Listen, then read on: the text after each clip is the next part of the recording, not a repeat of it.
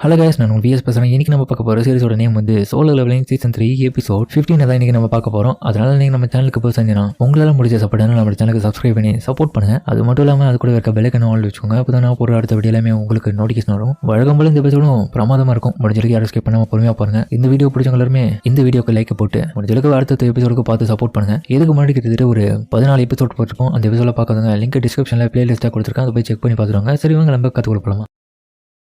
இப்போ இந்த எபிசோட்ல சஞ்சனும் அப்புறம் வந்து ஜின்ஹோவும் ஒரு கேட் ரைடுக்கு வந்திருக்காங்க. சார், இது வரைக்கும் இந்த மாதிரி ஒண்ணு நான் பார்த்ததே இல்லையே, இது என்ன இந்த கேட் இவ்வளவு பெருசா இருக்கு? ஹீரோவும் யோசிக்கிறான். ஆமா, இந்த பயவுல இது வரைக்கும் பார்க்கல. சரி வாடா போவோம். அதுக்கப்புறம் அவன் போகும்போது வழியில இருக்கிற ரிப்போர்ட்டர்ஸ் எல்லாம் ஹீரோ கிட்ட கேள்வி கேட்க ஆரம்பிக்கிறாங்க. மிஸ்டர் சஞ்சன் இங்க இருக்காரு சார். இப்பதான் ஆஜின்ற ஒரு கில்ட் நீங்க ஓபன் பண்ணி ஃபர்ஸ்ட் ரைடுக்கு போறீங்கல்ல, இப்போ எப்படி ஃபீல் பண்றீங்கன்னு கேட்க. அப்புறம் இன்னொரு கேள்வி, எதுக்காக உங்களுடைய கில்டோடைய நேமுக்கு ஆஜின் வச்சிருந்தீங்கன்னு கேட்க. இன்னொரு கேள்வி, உங்களுக்கும் சாயம் அவங்களுடைய உங்க கூட இருக்கிற அந்த ரிலேஷன்ஷிப் என்ன, உங்க 2 பேருக்குள்ள என்ன இருக்குன்னு கேட்க. அதுக்கப்புறம் மிஸ்டர் ஓ வந்திருக்காரு.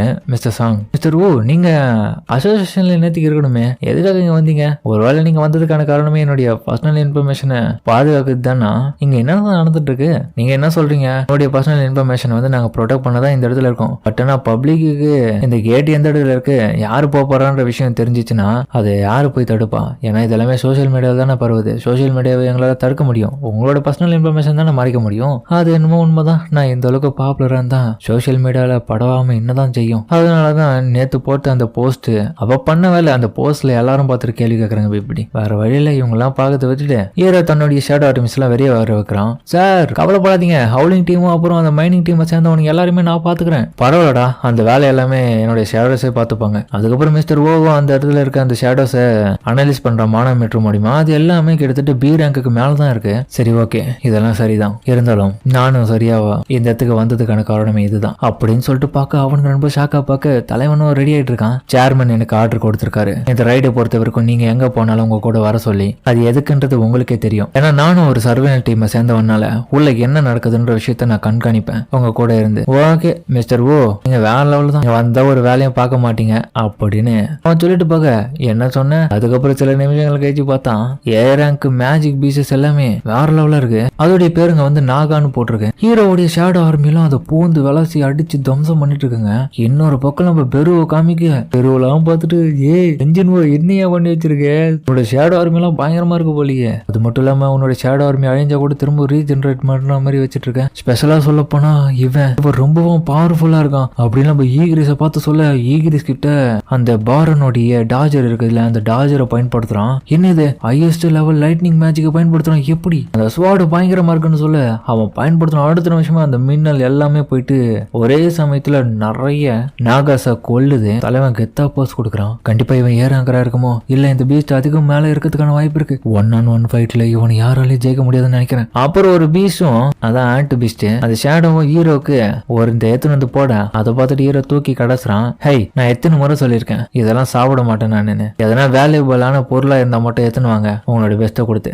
அப்புறம் கைஸ் ஒழுங்கா வேலை பாருங்கடா, சீக்கிரம் அந்த மானா கிறிஸ்டல் தான் எடுங்கன்னு சொல்லிட்டு வேலை வாங்கிட்டு இருக்கான். உண்மையிலே சொல்றேன், இவனுக்கு எந்த விதமான ஸ்ட்ரைக் ஸ்குவாடும் தேவையில்லைன்றது உண்மைதான். இவன் கிட்ட எல்லா விதமான ரேங்க சேர்ந்த ஷேடோஸ் இருக்கிறதுனால இவனே எல்லா வேலையும் பாத்துக்கிறான். இவன் உண்மையிலே 1 man ஆர்மில சும்மா தான் சொன்னாங்க. இப்பதான் புரியுது சேர்மன் எதுக்காக இவனை வெறும் அப்சர்வ் மட்டும் பண்ண சொன்னாருன்றது. அதுக்கப்புறம் அந்த டஞ்சனுடைய பாசம் இருக்கு, அது வெறித்தனமா இருக்கு பார்க்கவே. ஹீரோவும் சரிப்பா நீங்க எல்லாரும் இங்கே இருங்க, நான் போயிட்டு அதோடைய கதையை முடிச்சுட்டு வரேன்னு சொல்லிட்டு எல்லா ஷேடோஸையும் இப்ப தனக்குள்ள இழுத்துக்கிறான். எதுக்காக இவரு எல்லா ஷேடோஸையும் தனக்குள்ள இழுத்துட்டாரு? ஒருவேளை இவர் சமன் பண்ணப்பட்ட பீச்சஸ் எல்லாம் இவருடைய ஸ்ட்ராங் குறையுமோ, இப்ப கேதர் பண்ண அடுத்த நிமிஷமே ஸ்ட்ராங் அதிகமாயிட்டு அந்த பாஸை கொண்டு வரோம் அப்படின்னு நான் யோசிச்சுட்டு இருக்கேன். என்ன யோசிக்கிறீங்க? என்னால என்னோட ஷேடோஸோட உதவி இல்லாம இது முடிக்க முடியும். அதுக்கு எனக்கு தேவை எல்லாமே ஸ்டாமினா மட்டும். அதுக்காக ஹீரோவும் அந்த வந்து வேற லெவலா பறந்து போக அந்த நாக அட்டாக் பண்றதுல ஹீரோ சீக்கிரமா போயிட்டு அதோட கதையை மொத்தமா முடிச்சு விட்டுறான். தலைய பீஸா வெட்டிறான். இதை பார்த்துட்டு மிஸ்டர் ஓவோ ஷாக் ஆகுறாரு. ஹீரோ ஒரு வழி அந்த டஞ்சனுடைய பாஸை டிஃபீட் பண்ணதுனால அவனுக்கு லெவலப் ஆகுறது மட்டும் இல்லாம அவனுடைய ஸ்பெசிபிக்கான ஸ்கில்ஸ் எல்லாமே டெவலப் ஆகுது. வாவ், உண்மையிலே இது சூப்பர் தான். இவனை ஒருத்தனை அழிச்சதுனாலேயே என்னுடைய எல்லா விதமான ஜாப் ஸ்கில்ஸ் எல்லாமே டெவலப் ஆயிடுச்சு. ஷேடோ எக்ஸ்சேஞ்ச் கூட லெவல் 2க்கு போயிடுச்சு. இதனால கண்டிப்பா என்னால சில மணி நேரத்திலே திரும்ப அந்த ஷேடோ எக்ஸ்சேஞ்சை பயன்படுத்த முடியும்னு நினைக்கிறேன். கூல் டவுன் டைமிங் வந்து ரொம்பவும் கம்மியாயிடும்னு நினைக்கிறேன். இதுக்கப்புறம் நான் கவலைப்பட வேண்டிய அவசியமும் இல்லை. நான் எந்த நேரம் வேணாலும் என்னுடைய சிஸ்டர் என்னுடைய அம்மாவுக்கும் ஏதாச்சும் ஒரு பிரச்சனை நான் போயிடுவேன். மிஸ்டர் ஓவும் அந்த மான்ஸ்டர் கிட்ட போயிட்டு பார்த்துட்டு இருக்காரு.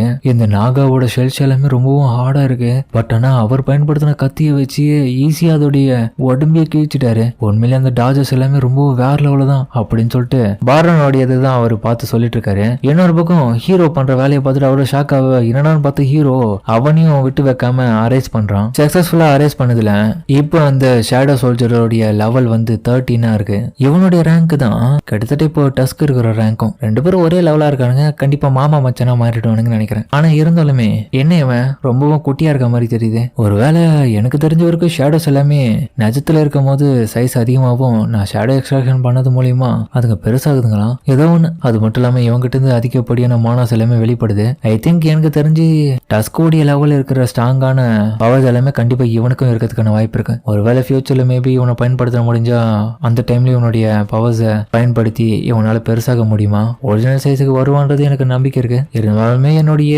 ஷேடோ ஆர்மில பெருசா இருக்கிற இன்னொருத்தன் சேர்ந்துட்டேன். இப்போ சரி உனக்கான ஒரு நேம் வைக்கணும். உனக்கான நேம் வந்து ஜிம்மா ஓகேவா?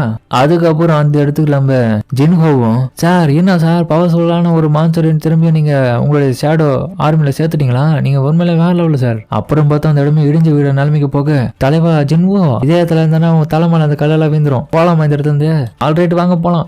இந்த இடத்துல இவனுடைய பாடியை விட்டு வச்சா நல்லா இருக்காது. இது ரொம்பவும் முக்கியமானது. அதனால வேல்யூபிளான விஷயத்தை எதுக்கு விட்டு போனோம், இவனை எடுத்துன்னு போகணும். அதுக்கப்புறம் பார்த்தா ஹீரோ யோசிச்ச மாதிரியே டஸ்க கொண்டு பாடியை எடுத்துன்னு வர வெளியே ரிப்போர்ட்டர்ஸ் எல்லாம் பார்த்து ஷாக் ஆவாங்க. அவன் பார்த்து கெத்த அந்த மான்சரை தூக்கின்னு வந்துட்டு இருக்கான். இவங்க வரதை பார்த்தா சஞ்சீவ் கண்டிப்பா இந்த ஏரங் கேட்டை வந்து கிளியர் பண்ணிட்டான்னு நினைக்கிறேன். வாங்க போட்டோ எடுப்போம்னு சொல்லிட்டு ரிப்போர்ட்டர்ஸ் எல்லாம் போட்டோ எடுக்க டஸ்க ஒன்னு பக்கம் அவங்கள பார்க்க அதுக்கப்புறம் ஸ்மைல் கொடுக்குறான் போட்டோக்கு. ஹீரோ வெளியே வந்த பிறகு பார்க்க ஜின்னுவும் சார் இங்க அதிகப்படியான ரிப்போர்ட்டர்ஸ் வந்துட்டாங்களே, நீ சொல்றது சரிதான்டா அதிகப்படியான ஆளுங்க தான் வந்துட்டாங்க அப்படி நீ உனக்கு ஒன்னொரு பக்கம் பேசிட்டு இருக்க. தாயோ ஒண்ணுமே பண்ணல என்னடா ஆச்சுன்னு சொல்லிட்டு சாக்ல இருக்கான் நம்ம மிஸ்டர் ஓவும். அதுக்கப்புறம் சேர்மனும் என்னடா ஆச்சுன்ற மாதிரி அவர்கிட்ட கேட்க சார் என்ன சார் ஆச்சுன்றீங்க? நான் போன அந்த ரைடு பார்த்தா ரொம்பவும் பயங்கரமா இருந்துச்சு. இது வரைக்கும் நான் பார்க்காத விஷயம்லாம் புதுசா பார்த்தேன். அவனோட பவருக்கு எல்லையே இல்லைன்றது அதுல இருந்து தெரிஞ்சுது. அதனால எப்படி இருந்தாலும் நம்ம அவனை கை விட்டக்கூடாது இந்த கண்ட்ரில இருந்து. நல்லா புரிஞ்சுது. இப்ப நீங்க கிளம்பலாம் மிஸ்டர் ஓ, உங்களோட பெஸ்ட்டை கொடுத்தீங்க. ஓகே சார் சொல்லிட்டு அவன் கிளம்ப அவர் யோசிக்கிறாரு. சஞ்சனுவும் அந்த ஏரங்க் டஞ்சனை கிளியர் பண்ணதுக்கு அப்புறம் ஒரு மேஜிக் பீசஸ் மூலியமா வெளிப்படுத்தின மட்டும் இல்லாம மைனிங் மூலியமா கிறிஸ்டல்ஸ்லயும் எடுத்துட்டு வந்திருக்காரு. அவர் 1 man ஸ்ட்ரைக் ஸ்குவாட்ன்றதுல தப்பே கிடையாது. பேசாம அப்படி சொல்றதை விட அவர் 1 man கில்ட். அவரும் இன்னொரு விஷயத்த சொல்றாரு. கண்டிப்பா கூடிய சீக்கிரமே உலகம் முழுக்க கொரியாவை திரும்பி பார்க்க வைக்கிறது அவரா தான் இருக்கணும் அப்படின்னு சொல்ல அதுக்கப்புறம் ஜப்பான்ல இஞ்சுகோ சிட்டில வந்து டோக்கியோல ஒரு கேட் அப்பேர் ஆயிருக்கு. அது பார்க்கவும் வேற மாதிரி இருக்கு. என்ன இது அடடா இது என்ன எவ்வளவு பெருசா இருக்கு, அதை பாருங்க எவ்வளவு பெருசா இருக்குன்னு சொல்ல அப்ப பார்த்தா அந்த கேட் வந்து இருக்குதுல ரொம்பவும் பெருசா இருக்கு. ஜப்பான்லயே ரொம்பவும் பெருசா வந்ததுனால மக்கள் எல்லாம் பார்த்து ஷாக் ஆகுறாங்க. அதோட இந்த இடத்துல இந்த எபிசோட முடிக்கிறாங்க. சரிங்க இந்த வீடியோ அப்படின்னு சொல்லி கமெண்ட்ல சொல்லுங்க. மறக்காம இந்த வீடியோ எல்லாருக்கும் பிடிச்சிக்க நம்புறேன். பிடிச்சிருந்தா லைக் போட்டு நம்மளுடைய சேனலுக்கு சப்ஸ்கிரைப் பண்ணி சப்போர்ட் பண்ணுங்க. அது மட்டும் இல்லாம அது கூட இருக்க பெல்லைக்கான ஆன்ல வச்சுக்கோங்க. அப்பதான் நான் போற அடுத்த வீடியோ எல்லாமே உங்களுக்கு நோட்டிஃபிகேஷன் வரும். வழக்கம் போல இந்த எபிசோட பிரமாதமா இருக்கும். முடிஞ்சளவுக்கு யாரும் ஸ்கிப் பண்ண பாருங்க. இதுக்கப்புறம் வரப்போற எபிசோட அதே மாதிரி பாத்துருங்க. இந்த வீடியோ பிடிச்சவங்க எல்லாமே லைக் போட்டு கமெண்ட்ல உங்களுக்கு பிடிச்சவங்க வச்சு போடுங்க. நானும் பார்த்து தெரிஞ்சுக்கிறேன். சரிங்க இதோட இந்த வீடியோ முடிச்சுப்போம்.